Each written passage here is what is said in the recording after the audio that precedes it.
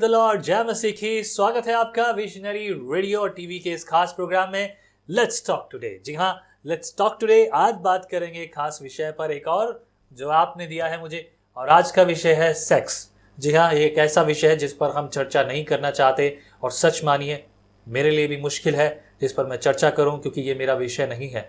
परंतु अगर इस विषय पर चर्चा नहीं की तो बहुत सारी चीज़ें जो रह जाएंगी। बाइबल इसके बारे में बार बार बात करती है ताकि हम इससे बचे रहें और इससे जो है सही रीति से उसका सामना करें, क्योंकि ये एक ऐसा हथियार है जो शैतान इस्तेमाल करता है, परंतु ये एक ऐसा व्यवहार है जो परमेश्वर ने वरदान के रूप में दिया है। और आज इस पर बात करेंगे हम।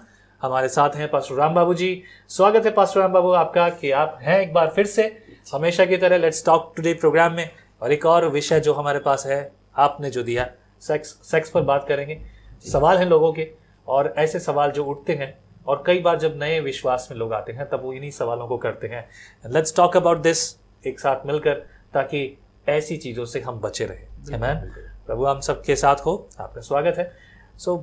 आज का मेरा जो पहला सवाल ये है, सेक्स के बारे में जब हम बात करते हैं तो अक्सर लोग हाइड करना चाहते हैं। हम हमारे परिवारों में भी इसके बारे में बात नहीं करना चाहते, क्योंकि बच्चे हैं और भी दूसरी बातें हैं। चर्च में भी आसान नहीं है, किसी भी प्रभु के सेवक के लिए आसान नहीं है कि वो चर्च में इसके बारे में खुलकर बात करे। जब मैं प्रचार करता हूँ तो व्यभिचार शब्द के बाद आगे बात नहीं करता, क्योंकि सब तरह की ऑडियंस वहाँ बैठी है। पर आशा करता हूँ जिसको आज आवश्यकता है, सेक्स से संबंधित जो सवाल हैं, आत्मिक इश्यूज, आज आपको उनके जवाब मिलेंगे, और इसके अगले एपिसोड में भी हम और चीज़ों पर चर्चा करेंगे। राइट। सो शुरुआत करते हैं। एक सवाल, जब नए विश्वास में लोग आते हैं तब हम देखते हैं आदि में परमेश्वर ने सृष्टि की रचना की, सब कुछ हुआ। फिर परमेश्वर ने कहा कि ये वाला जो पेड़ है, इस पेड़ का, भले और बुरे के ज्ञान का पेड़ का फल ना खाना। पेड़ का फल खाया, आज्ञा का उल्लंघन किया, पाप हुआ। पर जब सवाल कई बार लोगों के मन में रहता है कि पेड़ का फल खाने के बाद आदम और हवा जो नंगे थे, इससे पहले तो वो लज्जाते नहीं थे, वो जानते नहीं थे, उन्होंने जो सेक्स किया तो ये सेक्स पाप है। एक और शब्द यहाँ पर एक सवाल खड़ा होता है, और सवाल ये कि मनुष्य का स्वभाव, जन्म ही पापी स्वभाव में हुआ है, और ये पापी स्वभाव असल में क्या है, ये सेक्स क्या है, क्या ये सेक्स से पापी स्वभाव जन्म लेता है? ये सवाल जब लोगों के मन में रहता है तो कई सालों तक वो इसके बारे में किसी से पूछते भी नहीं है। शुरुआत में ये सवाल जब मैं मसीह में आया तब मुझ में भी था, लेकिन अब जब लोगों के सवाल हैं तो जवाब हमारा प्रोग्राम देगा, और आज आप हैं। जी जी जी वेलकम जी। मैं भी धन्यवाद देता हूँ इस स्टूडियो का, और हमारे भाई पास्टर आकाशदीप शर्मा जी का, और आप सब भी धन्यवाद के पात्र हैं कि आप हमें सुनते हैं और देख रहे हैं। रेडियो पर भी हमें सुनते हैं, हम आपका भी धन्यवाद देते हैं, स्वागत करते हैं। और बहुत सुंदर सवाल पास्टर साहब ने आज पूछा है। अलग ये मैटर जो है अलग है, और बहुत से लोग इसको जो है बोलते हुए शर्माते हैं। जी हाँ, बिल्कुल लाजमी भी है, क्योंकि ये चीज़ें खुली हुई नहीं है, पर्दे के पीछे हैं, पर्दे की चीज़। लेकिन इनको बताना हमारी पीढ़ियों के लिए ये एक बहुत ज़रूरी है। और जैसे कि सवाल है, बहुत से लोग इस चीज़ को समझते हैं कि जब आदम और हवा ने सेक्स किया या जब वो मिले तो उसकी वजह से पाप आया। तो ऐसा नहीं है, ये बिल्कुल गलत है, क्योंकि परमेश्वर ने आदम और हवा को बनाया और उनको जोड़ा। आदम और हवा को परमेश्वर ने बनाया और उनको जोड़ा, और एक दूसरे के लिए बनाया, और ये कहा ये एक तन होंगे। इसका मतलब ये एक होंगे, एक आत्मा होंगे। तो पाप जो है, पाप इस कारण से नहीं आया, पाप आया परमेश्वर की आज्ञा का उल्लंघन करने से। एग्जैक्टली, बिल्कुल सही। परमेश्वर की आज्ञा न मानने से पाप आया। पाप इसलिए नहीं आया कि वो दोनों एक हो गए, इसलिए पाप नहीं आया। परमेश्वर ने उन दोनों को एक करने के लिए बनाया था।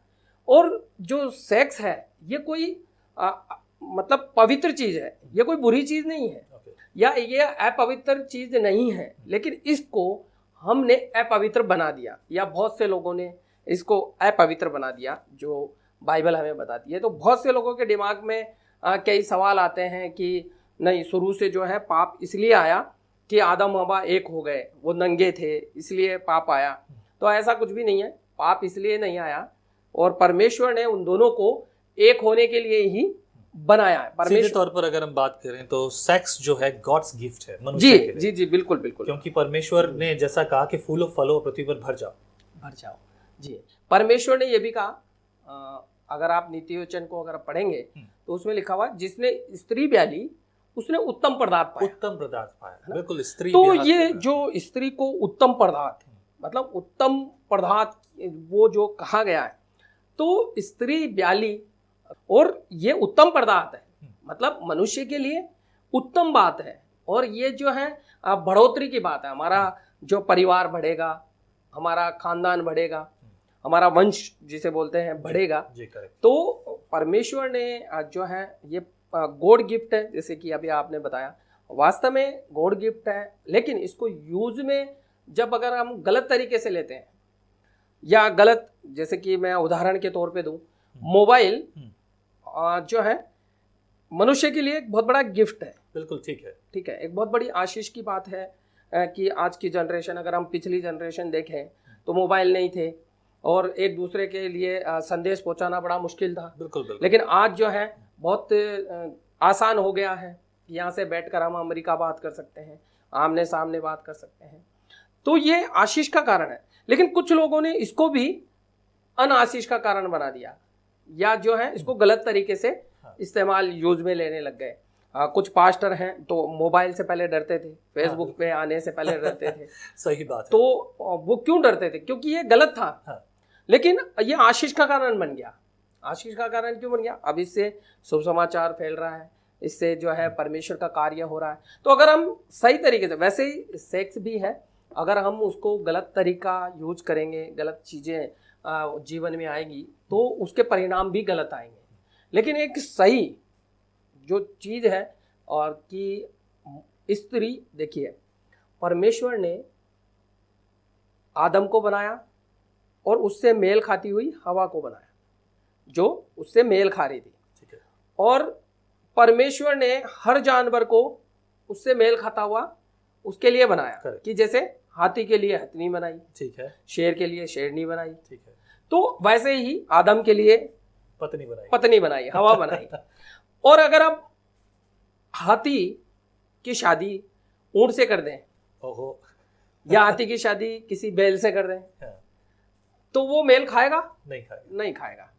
वैसे ही ये हमारे जीवन में भी है कि एक स्त्री को पुरुष के लिए बनाया गया है और जीवन में एक पुरुष को एक स्त्री दी गई है। उसका अर्थ ये सीधा सा है कि सेक्स जो है वो अगर हस्बैंड वाइफ के बीच में है तो वो पवित्र ठहरता है, क्योंकि ये पवित्र रिश्ता है जिसे परमेश्वर ने बनाया है। जी राइट। लेकिन अगर सेक्स जो है यानी कि शारीरिक भोग विलास जो है, अगर ये पुरुष और स्त्री के जिनका विवाह हुआ है उनके अलावा किसी में होता है तो ये जो है ये अपवित्र रिश्ता है। और वो रिश्ता जिसे परमेश्वर मना ही करता है, जिसे पाप गिना गया। जी राइट। सो पाप जो सेक्स है, जो पाप जो आया, ये सेक्स से नहीं परंतु आज्ञा का उल्लंघन करने से आया। और दूसरे किसी के साथ सेक्स करना भी आज्ञा का उल्लंघन है। जी। और यहीं से भी पाप शुरू होता है। यहीं से भी पाप। सो अगर मैं कंक्लूजन में बात करूं तो कंक्लूजन कुछ ऐसा है कि सिंपल शब्दों में कि जिस चीज को उसके हद से बाहर जाकर कार्य किया जाए तो वो भी पाप गिना जाए। उदाहरण के तौर पर प्रभु का वचन ये कहता है कि ज्यादा खाना खाने वाला, खाना खाना कौन सा पाप है, लेकिन ज्यादा खाना खाने वाला भी पाप करता है। So that is the word. एक और सवाल मैं आपके लिए लाया हूं और ये सवाल हमारे पास और श्रोताओं के द्वारा पूछे गए हैं। मैं चाहूंगा कि इस सवाल पर भी चर्चा की जाए। सवाल ये कि व्यभिचार असल में है क्या? व्यभिचार पर कई बार चर्च में बात की जाती है, कई बार थोड़ा बहुत बता भी दिया जाता है, लेकिन कई बार लोगों को समझ में नहीं आता कि व्यभिचार क्या है।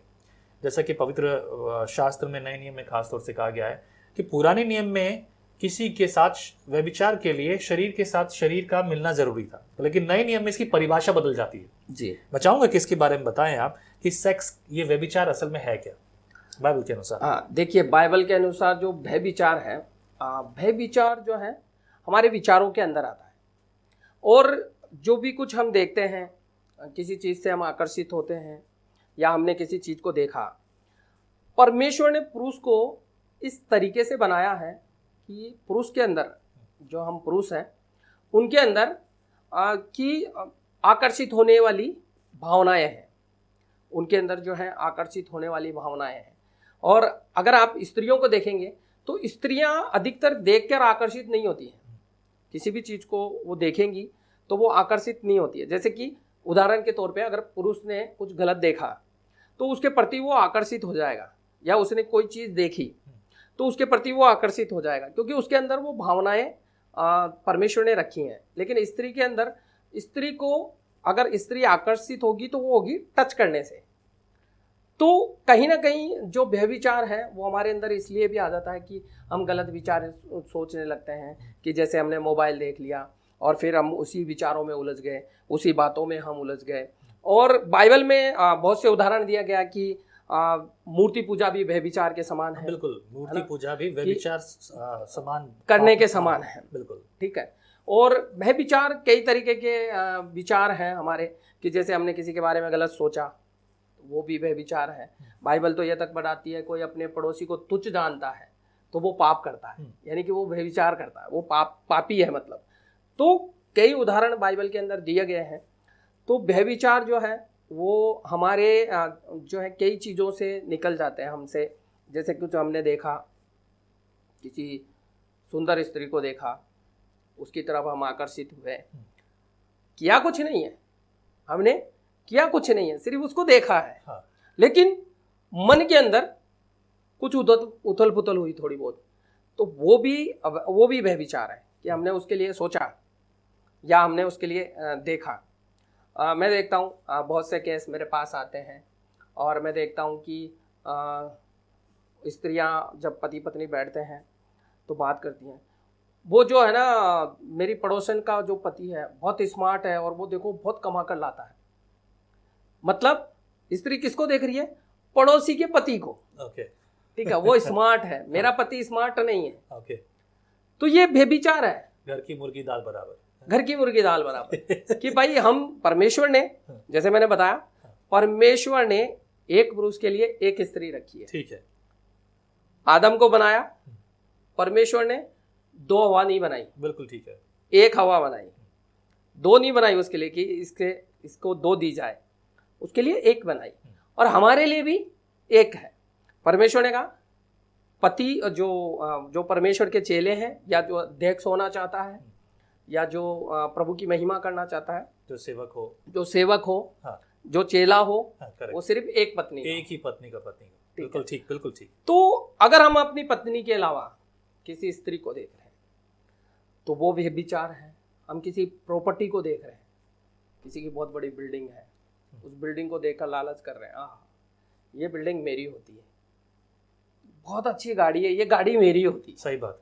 तो ये भी व्यभिचार है। बिल्कुल बिल्कुल। परमेश्वर ने हमारे लिए नहीं रखा है, वो बिल्डिंग हमारे लिए परमेश्वर ने नहीं रखी है। वो स्त्री जिसको हम देख रहे हैं वो हमारे लिए नहीं है, वो किसी और के लिए है। परमेश्वर ने मुझे दी है, मुझे उस पर चलना है या उसी पर अपना फोकस करना है। जो गाड़ी मुझे दी है वो मेरे लिए बेस्ट है, जो घर मुझे दिया है वो मेरे लिए बेस्ट है। तो सीधे से शब्दों में अगर मैं इसके बारे में बात करूं तो व्यभिचार वो है जो कोई पुरुष जिस किसी स्त्री से बंधा हुआ है, यानी कि अपनी पत्नी को छोड़कर वो किसी और के साथ अगर इसके बारे में सोचे भी, विचार भी करे, तो वो पाप करता है, और वो पाप व्यभिचार कहलाता है। और व्यभिचार की सजा जो है, परमेश्वर का वचन जो है उसे बहुत गंभीर रूप से लेता है, वो उसके लिए अलाउ नहीं करता। So that is one of the thing. लेकिन एक और चीज़ है, जब व्यभिचार की बात आती है तब आज के समय में जब हम बात करते हैं, समय बहुत अलग है जी। वो समय था, मुझे नहीं मालूम आपका, लेकिन मेरा भी नहीं था ऐसा। लेकिन ऑफ कोर्स आपके पिताजी का समय ऐसा रहा, अभी भी बहुत से लोगों के साथ ये रहा कि शादी के समय जब कोई पूछता नहीं किसके साथ तेरे शादी करेंगे बेटा, बस हमने फैसला कर दिया, हमने सुना दिया फैसला, हम तो क्या है वो शहंशाह बन गए, बस इसी के साथ तेरी शादी होगी। दुल्हन को भी और दूल्हे को दोनों को मानना पड़ता था, शादियां हो जाती थी। अब जब जमाना बदल गया है, मैं गर्लफ्रेंड बॉयफ्रेंड की बात नहीं कर रहा हूँ, वो थोड़ा सा अलग हो गया मामला, लेकिन उनका जिनकी शादी तय हो गई है, अब लोग आपस में मिलते हैं, फैमिली एग्री कि ठीक है भाई अब शादी तय हो गई, मिल सकते हैं, सगाई भी हो गई है, मिल सकते हैं, बातचीत कर सकते हैं। ऐसे समय में, क्योंकि वचन ये कहता है आग और फूस दोनों साथ नहीं रह सकते, जब आग और फूस साथ में नहीं रह सकते, भूसा साथ में नहीं रह सकता, लड़का लड़की का जो समय है वो उनका शरीर आग और फूस के समान ही है। जब आपस में मेल मिलाप हो, जैसा भी आपने कहा कि टच के द्वारा जब है, क्योंकि अब जो वो एक साथ होने ही वाले हैं, उनके मन में वो बातें हैं और शायद उन्होंने वो बातें भी की हो, तब शादी से पहले क्या वो सेक्स कर सकते हैं? ऐसा सवाल जो है आज पूरी दुनिया में पूछा जा रहा है और ये सवाल मेरे पास भी आया है और ये सवाल का जवाब वाकई में बहुत से लोग जानना चाहते हैं। क्या शादी से पहले, जिनकी शादी तय हो गई, मसीह में है, तो क्या वो शादी से पहले सेक्स कर सकते हैं? क्योंकि वो तय तो हो चुका है। नहीं नहीं, देखिए वो तय हो चुका, लेकिन वो अभी शादी में बंधे नहीं हैं, अभी वो एक नहीं हुए हैं। ठीक है, दोस्ती अपनी जगह है, फ्रेंडशिप अपनी जगह है, और शारीरिक जो संबंध है वो अपनी जगह है। शारीरिक संबंध गलत नहीं है, वो पवित्रता को दर्शाते हैं। और अगर बिना हम उसके परमिशन के कि हमारी शादी नहीं हुई, हमें परमेश्वर ने हमें एक नहीं किया और उसके बाद हम एक हो रहे हैं, तो इसका मतलब है कि ये परमिशन नहीं है, ये परमिशन नहीं है। और कि जैसे कि एक गाड़ी अगर हम चलाते हैं, ठीक है, तो अगर हमारे पास लाइसेंस है तो हम खुलेआम आराम से चलाएंगे। अगर लाइसेंस नहीं है तो हम किससे, ट्रैफिक वालों से बचेंगे, डरेंगे उनसे। सामने अगर खड़ा हुआ दिख आया तो उनसे बहुत डरेंगे, अरे यार मेरे पास लाइसेंस नहीं है, मेरे पास कमी है, मेरे पास लाइसेंस नहीं है। तो जो ये संबंध है, जो डर वाला संबंध है, वो गलत है। जो खुल के जो संबंध है, अब जैसे पति पत्नी है, वो अगर जो है तो वो सबके सामने खुले हुए हैं, हाँ कि ये पति पत्नी है, they are in social agreement. Social agreement वही फैमिली एग्रीमेंट है, सोशल एग्रीमेंट है कि हाँ ये विवाह के लिए हम आज से हम आप लोगों को जो है एक साथ रहने के लिए, परिवार बसाने के लिए अनुमति देते हैं। उसके बाद में एक होना वो जायज है, लेकिन उससे पहले अगर वो एक होते हैं तो वो नाजायज है, और इसीलिए वो फिर शक की श्रेणी में आते हैं। पर नाजायज की जब बात अगर आती है तो क्योंकि अब कुछ दिनों के बाद ही सही, जब उनका विवाह हो जाएगा वो शादी करेंगे, तो अगर उससे पहले क्यों नहीं कर सकते? क्योंकि वो एक दूसरे के लिए तय किए गए हैं, उन्होंने प्रार्थना की है, संगति की है, और क्या वो अब एक क्यों नहीं हो सकते? नहीं, तो देखिए बात ये भी है, वो इसलिए नहीं हो सकते क्योंकि देखो, जब तक वो शादी नहीं होगी उनकी, जब तक वो एक दूसरे अभी पति पत्नी नहीं है, अभी दोस्त है, और जब तक वो पति पत्नी नहीं बनेंगे तब तक उनको दूर रहना ही उनके लिए ठीक है। और अगर उससे पहले वो करते हैं तो वो देखने वालों के लिए, और जो उनको देख रहे हैं या जो भी वो कर रहे हैं, पहली चीज़ वो डर के करेंगे, छुप के करेंगे, और छुप के मिलेंगे, डर के कारण वो मिलेंगे, खुलेआम नहीं मिल सकते, मम्मी डैडी को बताकर नहीं मिल सकते, अपने जो है रिश्तेदारों को बताकर नहीं मिल सकते। अगर शादी हो जाती है और शादी के बाद अगर वो मिलते हैं तो वो सबको पता है कि ये मिल रहे हैं या ये जा रहे हैं, है ना, तो घूमने जा रहे हैं, हनीमून मनाने जा रहे हैं। तो वैसे ही अगर पहले जो होता है तो वो एक तरीके से नाजायज संबंध है, और ऐसा बाइबल इस चीज़ को नहीं बताती है, क्योंकि परमेश्वर ने ये बहुत पवित्र रिश्ता सिर्फ पति पत्नी के लिए रखा। एग्जैक्टली, तो सेक्स का जो रिश्ता है, अगर सही मायने में अगर आप सेक्स को देखें तो सेक्स का रिश्ता सिर्फ पति पत्नी के लिए है। अगर इसके अलावा और कहीं पर भी गड़बड़ होता है तो वो व्यभिचार है और वो गलत है, परमेश्वर की नज़रों में भी गलत है और मनुष्य की नज़रों में भी गलत है। Exactly, so conclusion is this, अगर हम बात करें कंक्लूजन की, सो जैसा पवित्र शास्त्र में लिखा है कि ये रिश्ता हस्बैंड एंड वाइफ के लिए है, और ये प्रियांसे और दूसरी सारी बातों के लिए नहीं है कि ये हस्बैंड गर्लफ्रेंड बॉयफ्रेंड के लिए नहीं है, ये रिश्ता हस्बैंड वाइफ के लिए लिखा है, तो सिर्फ हस्बैंड और वाइफ के लिए। अब हस्बैंड वाइफ से अगर बात आती है तो एक और सवाल यहाँ खड़ा होता है, गे मैरिजेस और लिस्बियंस। गे मैरिज की बात करूँगा, हाल ही के दिनों में, बल्कि कुछ साल पहले अमेरिका में जब चुनाव हुए तो चुनाव के दौरान सबसे बड़े मुद्दों में से एक बड़ा मुद्दा था गे मैरिजेस और लिस्बियन मैरिज। और मुझे ये बोलते हुए बड़ा आश्चर्य हो रहा है, जब ओबामा पहली बार जीते थे, करीब ऑलमोस्ट 15 साल पहले की बात है ये, अब ये स्पष्ट है 15 साल पहले जब ओबामा जीते थे तो ओबामा के जो मुख्य पार्टी के जो मुद्दे थे उनमें से एक ये था, we will allow gay marriages and lesbian marriages. उसके बाद ये जो है लीगल बन गया। बाइबल इसके खिलाफ बोलती है कि लेस्बियन और गे, लेस्बियन यानी कि लड़कियां जो है आपस में अगर वो शारीरिक वासनाओं में हैं तो वो लेस्बियन कहलाती हैं, और गे वो जो कि लड़के और लड़के आपस में रहते हैं। ये चीज़ किस हद तक क्या एक सवाल खड़ा होता, क्या जमाना बदल गया है, आज ये समय बदल गया है इसलिए दिस इज अलाउड, क्या ये ऐसा है?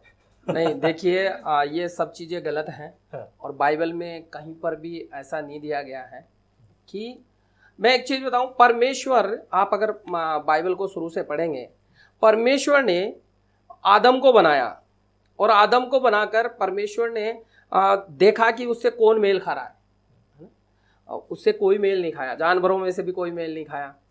तो परमेश्वर ने स्त्री बनाई, जैसे कि मैंने बताया कि आदम के लिए स्त्री है और एक पुरुष के लिए पुरुष नहीं है, एक पुरुष के लिए स्त्री है। करेक्ट। और असली सुख भी उसी में है। ठीक है, असली सुख भी उसी में है। अगर एक, जैसे कि आपने बताया कि जो गे है वो अगर एक दूसरे मिल रहे हैं और वो सुख हासिल करना चाह रहे हैं तो वो नहीं कर पाएंगे।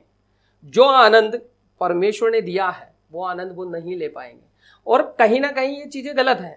तो अगर हम देखें इस चीज़ को तो बाइबल में अगर हम लूत के बारे में देखें, ठीक है, तो लूत की अगर आप कहानी को पढ़ेंगे तो वहाँ पर आप पाएंगे उस चीज़ को। तो कहने का मतलब जो है कि हमें इन चीज़ों पे, मतलब एक लड़का और लड़की और या वो उनका जब संबंध होता है तो वो पति पत्नी के रूप में स्थापित होते हैं। देखिए, इस चीज़ को हम विदेशों में देखते हैं कि विदेशों में लड़का लड़के की शादी हो जाती है, बिल्कुल, लड़कियों की लड़की के साथ में शादी हो क्योंकि जाती अब ये तो जो है कानूनी पारित कर दिया गया है। भारत में ये कानून आने की संभावनाएं हैं बहुत जल्दी, शायद भारत में भी, लेकिन भारत में ना के बराबर है, भारत में कम केसेस है। जी, भारत में कम है। लेकिन ये चीज़ें जो हो रही हैं ये बिल्कुल सरासर गलत हैं, और इन्हीं चीज़ों से जो है अंत निकट है, क्योंकि परमेश्वर ने भी कहा कि ऐसी घटनाएं घटेंगी, है ना, बहुत बड़े बड़े मकान बनेंगे, लोग बहुत ज़्यादा व्यभिचार करेंगे, बहुत ज़्यादा शादियां होंगी। तो ये सारी चीज़ें परमेश्वर की नज़रों में गलत है। अगर हम जो है ऐसा कर रहे हैं और जो लोग ऐसा कर रहे हैं वो दंड के कारण बनेंगे, और बहुत ज़्यादा दंड के कारण बनेंगे। और ये सदोम और गमोरा का जो विनाश का एक बड़ा कारण था वो ये था, व्यभिचार, पाप, और हर तरह से ज्यादातर देखा जाए तो व्यभिचार बहुत अलग था।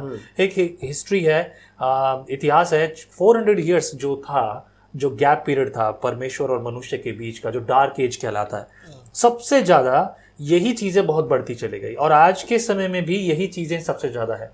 यहाँ तक एक रिपोर्ट कहती है मीडिया का इतना तेजी से बढ़ना, different kind of audio and video formats आना, वो सब सेक्सटोर्शन के बिजनेस पर चलता है, ये इसी वजह से आया। एक और ऑनलाइन एक स्टडी कहती है डार्क वेब, जो कि एक बहुत बड़ा हिस्सा है इंटरनेट का, जो कि लोगों से, आम लोगों से छुपा हुआ है, जो लोग उसमें जाते हैं उसमें यही सब चीज़ें रोज के रोज, दिन और रात 24 घंटे यही सब होता है। अगर हम इतिहास देखें तो बाइबल में, जैसे कि सदोम और गमोरा की बात की, लूत के साथ ये था, जब लूत के पास 2 स्वर्गदूत उसे मिलने आते हैं कि हम सब कुछ नष्ट करने आए हैं। मैं कल ही एक रिकॉर्डिंग कर रहा था, और रिकॉर्डिंग पे मैं उसे बाइबल वर्ड्स रिकॉर्ड कर रहा था। लूत के पास जब 2 जो है स्वर्गदूत मिलने के लिए आते हैं, वो स्वर्गदूतों से जो वहाँ के लोग हैं जो है शारीरिक दुष्कर्म करने के लिए आते हैं, और इसके लिए लूत से बहस करते हैं। लूत कहता है कि देखो ऐसा है, मैं आप सबके सामने निवेदन करता हूं, आप प्लीज मेरे छत के नीचे आए हुए मेहमानों के साथ ऐसा कुव्यवहार मत कीजिए। इसके लिए वो लूत पर गुस्सा होते, तू परदेसी होकर हमारे बीच में रहने आया है और तू हमसे ऐसी बातें करता है। लूत कहता है कि देखो, मेरी 2 बेटियां हैं जिन्होंने आज के दिन तक किसी के साथ किसी पुरुष का मुंह नहीं देखा, मैं उन्हें तुम्हारे पास ले आता हूं, तुम्हें जो अच्छा लगे तुम उसके साथ वो कर लो, लेकिन मेरे मेहमानों के साथ ऐसा ना करो। बहुत बड़ी बात है ये, कि इस प्रकार से मेहमान के लिए इतना बड़ा बलिदान देना, और बिना किसी बात के, इसमें भी बहुत सारे सवाल खड़े होते हैं, लेकिन इस बात को लेकर स्वर्गदूत उन सबको अंधा कर देते हैं, और इस प्रकार से लूत और लूत का परिवार बचाया जाता है। That's the story, right. यही चीजें हैं कि लिस्बन, आज चर्च भी कई जगहों पर इसको अलाउ कर रहे हैं, and we can see that. हम देख रहे हैं ऑनलाइन में भी बहुत सारी शादियां ऐसी हो रही हैं जिनमें शादियों में जो खुद प्रीस्ट वहां खड़े हैं, यहाँ तक कि नेकेड मैरिजेस हो रही हैं। नेकेड मैरिजेस जहां पर पुरुष और स्त्री जो है सब लोग नंगे खड़े हैं, यहाँ तक कि प्रीस्ट जो है वो भी नंगे वहां खड़े हैं, और वो लोग वहां पर वो सब काम कर रहे हैं। That is totally shameful thing, बहुत बुरी बात है। और यही चीजें जो है, जैसा भी आपने कहा कि अंत के दिन निकट हैं, और अंत के दिनों में ये सब बातें हैं। बिल्कुल। जैसे कि सदोम और गमोरा का अंत आया था, वैसे ही पृथ्वी का भी अंत आने का समय है। और ये जितने भी जो ऐसा कर रहे हैं वो बहुत दंड पाएंगे। बिल्कुल। बहुत सी जगह ऐसे भी हैं कि बहुत से देशों में ऐसा भी होता है कि शादी हो जाती है और वो जो है अपनी पत्नी या पति शेयर करते हैं। यस एग्जैक्टली, ये भी मैंने बहुत से देशों के बारे में सुना है कि कुछ लोग हैं, कुछ देश ऐसा है जो अपनी पत्नी को शेयर करते हैं अपने पड़ोसी से, भाई से, अपने मित्रों से, और जो है एक दूसरे के। तो ये सारे दंड का कारण है। परमेश्वर ने ऐसा नहीं बनाया। परमेश्वर ने जो है पवित्र जीवन बनाया। परमेश्वर ने पवित्र जीवन बनाया। अगर आप बाइबल को पढ़ेंगे तो जीवन में जब जब गलत होने लगा प्रभु के भक्तों के प्रति, परमेश्वर ने वहां पर रोका। अगर हम अब्राहम के जीवन को पढ़ें तो अब्राहम ने झूठ बोला अपनी पत्नी के लिए। वो डर गया था, उसकी पत्नी सुंदर थी। Correct. और जो है राजा उसको जो है अपने महल में बुलाने के लिए तैयार था, और उसने उसको झूठ बोला कि ये मेरी बहन है। और जब राजा को पता लगा कि ये पत्नी है तो परमेश्वर ने राजा को दर्शन देकर और राजा से कहा, तो परमेश्वर ने बचाया वहां पर। अब्राहम की पत्नी को जो है व्यभिचार करने से बचाया, या उसको जो है भ्रष्ट होने से बचा लिया परमेश्वर ने। तो परमेश्वर हमें बचाता है। जैसे अभी हम बात कर रहे थे ना कि जो है मेहमान आ गए और उसने कहा भाई मेरी बेटियों को मैं तुझे देता हूं, तो परमेश्वर ने वहां पर बचाया उसकी बेटियों। उसकी बेटियों को परमेश्वर ने उसकी बेटियों के लिए गलत नहीं होने दिया। तो जो लोग परमेश्वर के चरणों में हैं, जो लोग प्रभु पे ईमान रखते हैं, विश्वास रखते हैं, अपने विश्वास को मजबूत करते हैं, प्रभु उन्हें हर चीज से बचाता है। Perfect, really wonderful. यहाँ पर एक सवाल अक्सर पूछा जाता है कि मैं ऐसे सपने देखता हूँ या वैसी बातों को देखता हूँ। ऐसे सवाल जब लोग करते हैं, अगर वो परमेश्वर पे भरोसा रखते हैं बिल्कुल, तो परमेश्वर उनको बचाने के लिए तैयार है ना? राइट, क्योंकि हम बाइबल में पढ़ते हैं प्रभु हर जगह बचाता है परमेश्वर, और वो गलत नहीं होने देता है। परमेश्वर बचाता है। तो परमेश्वर जो है बचाने वाला परमेश्वर है। और जो व्यक्ति अपने विश्वास के साथ, पवित्रता के साथ, धीरज के साथ प्रभु के चरणों में चलता है, वो इन चीजों से बचता है। वो इन चीज़ों में फंसता नहीं है, ऐसों की संगति में बैठता नहीं है, ऐसों की चीज़ों में। मैंने कहा हम क्या हैं, हम जो लोग हैं अधिकतर तो हमारे अंदर एक चीज़ है, हम देखे देख बहुत करते हैं। हाँ, कॉपी करने की बहुत कोशिश करते हैं। अरे ऐसा हो रहा है, अरे वाह मैं भी ऐसा करूँ। तो कई देशों के देखे देख जो है लोग करने लग गए कि नहीं वहाँ पर ऐसा होता है और जो है हम भी ऐसा करेंगे या हम भी इस चीज़ को करेंगे। मैं कहना चाहता हूँ इस स्टूडियो के माध्यम से जो भी हमको सुन रहे हैं, आप वो करें जो बाइबल कहती है, आप जीवन पाएंगे और बहुतायत का जीवन पाएंगे। जो बाइबल के हिसाब से हम चल रहे हैं तो हम वो करें जो बाइबल हमें कह रही है, वो ना करें जो बाइबल के खिलाफ जब हम करते हैं या जब हम बाइबल के खिलाफ हम जाते हैं तो उसके परिणाम फिर हमको भुगतने पड़ते हैं, फिर वो गलत परिणाम हमको भुगतने पड़ते हैं। और जैसे जो लोग इस दुनिया के अंदर हम देख रहे हैं कि जो जिसकी शादी नहीं हुई वो मज़े कर रहा है या अय्याशी कर रहा है या जो है वो मतलब अपने जीवन में आनंद कर रहा है, मगन कर रहा है, तो उसका परिणाम दंड है, उसके परिणाम उसे मिलेंगे। शोभोपदेशक की पुस्तक में लिखा हुआ है, हे जवान अपनी जवानी में आनंद कर, अपनी मनमानी कर, मतलब तेरे मन में जो आ रहा है वो तू कर, लेकिन इतना याद रख, अपने सृजनहार को स्मरण रख, और इतना याद रख कि एक दिन न्याय होगा, एक दिन हिसाब होगा, तुझे तेरा हिसाब देना पड़ेगा। तो हम आनंद कर सकते हैं, लेकिन हम उस आनंद को देखिए, प्रभु ने हर चीज मनुष्य के लिए बनाई है, आनंद के लिए बनाई है। ठीक है। उदाहरण के तौर पे स्त्री आनंद के लिए बनाई है, दोनों पति पत्नी आनंद से रहें, प्यार से रहें, मतलब अपने जीवन में पवित्रता के साथ अगर रहें तो परमेश्वर की आशीषें हैं। ठीक है, बिल्कुल परमेश्वर की आशीषें अगर सही है तो अगर वो गलत जा रहे हैं, हाँ, या वो गलत विचारों में है, गलत बातों में है, पति अलग जा रहा है, पत्नी अलग जा रही है, बहुत से केस हम देखते हैं, बहुत से कलीसियाओं में ऐसे केस आते हैं, नए परिवार आते हैं जो पति पत्नी की स्टेज तलाक तक पहुंच गई है। उसका कारण यह है कि बहुत सी पत्नियों की शिकायत यह है कि मेरा पति जो है मेरी ओर नहीं देखता है ना। मैं हमेशा एक बात कहता हूँ, इंसान को गाड़ी अपनी और पत्नी दूसरों की अच्छी लगती है। ओहो ठीक है। दूसरों की गाड़ी नहीं चलाएगा क्योंकि वो हाथ नहीं बैठती। दूसरों की मोटरसाइकिल अगर आप हाथ में ले लोगे तो आपसे चलेगी नहीं, क्योंकि वो जो है आपके हिसाब से नहीं है, या हम जो रोज चलाते हैं। लेकिन पत्नी दूसरों की बहुत अच्छी लगती है। गाड़ी तो अपनी अच्छी लगती है, पत्नी दूसरों की अच्छी लगती है। अरे वो पत्नी से, वो उसकी पत्नी बहुत अच्छी है, अपनी पत्नी में क्या कमी है, अपनी पत्नी में क्या चीज़ है। हम दूसरों की पत्नी की बहुत बड़ाई कर देते हैं। या पड़ोसन में अगर किसी के जुकाम हो गई तो पड़ोसी कहता अरे भाभी जी क्या हुआ, जुकाम हो गया, अरे चलो मैं आपको डॉक्टर के लेके जाता हूँ। और पत्नी के जुकाम हो गई, पत्नी ने कहा मेरे जुकाम हो गई, तो उसको डॉक्टर के नहीं लेके जाएगा, उसको टेबलेट नहीं देगा, है ना, उसको पूछेगा भी नहीं कि तेरे जुकाम कैसे हो गई। आजकल के ये छोटे छोटे मैटर हैं जो पति पत्नी में जो है झगड़े उत्पन्न करते हैं। कि जैसे कि एक पति, ठीक है, दूसरों की बहुत तारीफ करता, अपनी पत्नी की कभी तारीफ नहीं करता। पत्नी चाहती है कि वो उसकी तारीफ करे। सही है, बिल्कुल। पत्नी चाहती है कि वो उसके लिए 2 शब्द बोले। बिल्कुल, वो डिजर्व करती है। जब हम अपनी पत्नी के लिए 2 शब्द बोलेंगे तो उसके अंदर प्यार बढ़ेगा, लेकिन हम बोलते नहीं हैं। पत्नी के लिए नहीं बोलेंगे, हमारी कोई दूसरी है उसके लिए हम 2 शब्द बोल देंगे, लेकिन पत्नी के लिए नहीं बोलेंगे। ऐश्वर्या राय के लिए बोल देंगे, वो बहुत अच्छी है, तो ऐश्वर्या राय हमारे घर को बनाएगी? नहीं बनाएगी। वैसे ही हमें, क्योंकि परमेश्वर ने हमें हमारे लिए पत्नी रखी है और हमें उसी के साथ संबंध उसी के साथ स्थापित करना है, क्योंकि परमेश्वर ने वो हमारे लिए रखी है। एग्जैक्टली। और इसी के लिए जब हम उसके साथ जो कुछ भी कर रहे हैं, अपने शरीर, हम एक हो रहे हैं, शारीरिक संबंध बना रहे हैं, तो वो पवित्र हैं सारे, वो है पवित्र नहीं है। क्योंकि शादी जो है परमेश्वर की ओर से वो रिश्ता है जी, जो शारीरिक, सामाजिक, व्यवहारिक, हर तरह से, और आत्मिक रिश्ता भी। क्योंकि अगर आपका शारीरिक और सामाजिक और आर्थिक रिश्ता जो परिवार का है वो मजबूत है, तो वो आत्मिक रीति से भी बहुत मजबूत है। आमीन। तो इनके लिए सारी चीज़ें काम करती हैं। और मैं धन्यवाद करूंगा पास्टर राम बाबू का।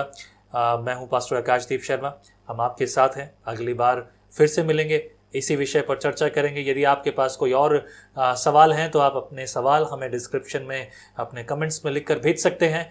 प्रभु सहायता करे, कोशिश करेंगे उन सवालों का जवाब देने के लिए। प्रभु आपके साथ हो मेरे प्रियो। संगति करते रहिए विजनरी रेडियो और टीवी चैनल पे रेडियो 24 घंटे। आप मोबाइल एप्लीकेशन डाउनलोड कर सकते हैं, और जो है विजनरी रेडियो ठीक से डाउनलोड कर लीजिए। आप अपने मोबाइल में, चाहे एंड्रॉयड है या मैक मोबाइल है, आप डाउनलोड कर सकते हैं और 24 घंटे प्रभु की स्तुति करें। साथ ही साथ प्रोग्राम को भी आप सुन सकते हैं।